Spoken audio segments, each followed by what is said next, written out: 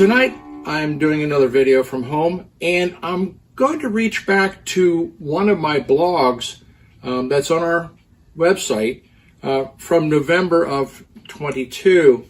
And it was called The Forgotten Element. And what I want to talk about is a couple things you need to do to get ready to, how should we say, winterize your audio system or home theater system. And one of the most important elements that's often forgotten in the winter time is humidity. During the summer, we don't seem to have too much of a problem with it, but during the winter, the relative humidity levels change.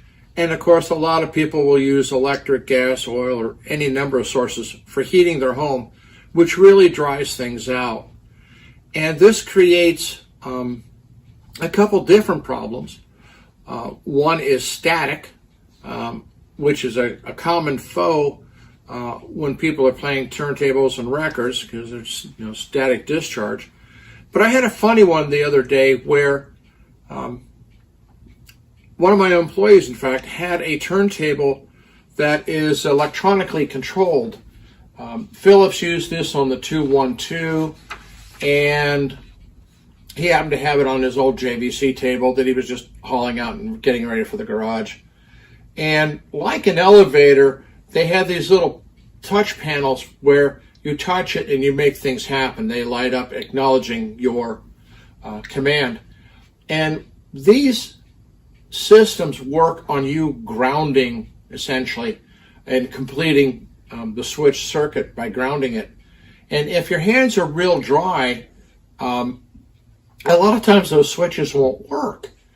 And in his case, we were almost going to get into service on it until I asked him to lick his finger, which he did, and voila, everything works just fine. So humidity plays its role in how everything sounds and performs, and even works, or you have static on records and such. So don't forget the humidity. But that also leads me into a second subject on turntables during the winter.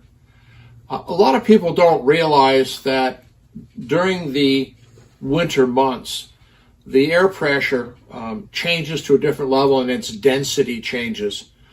And this affects how we hear things.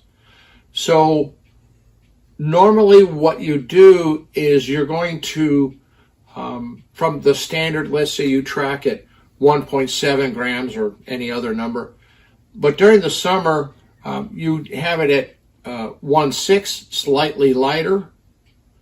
And then during the winter months, you actually increase it to, in this case, 1.7. Now, if your standard is 1.7, you might try 1.8 and listen to it. And when you're making that adjustment, keep in mind that you may need to also adjust the anti-skating on your turntable, and so that it sounds proper.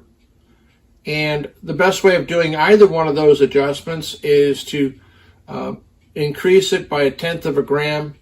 If it sounds better, increase it by 1/10 of a gram again. If it sounds even better, well, you're moving in the right direction maybe, or maybe you're not set at the right amount. And you do the same with the anti-skating.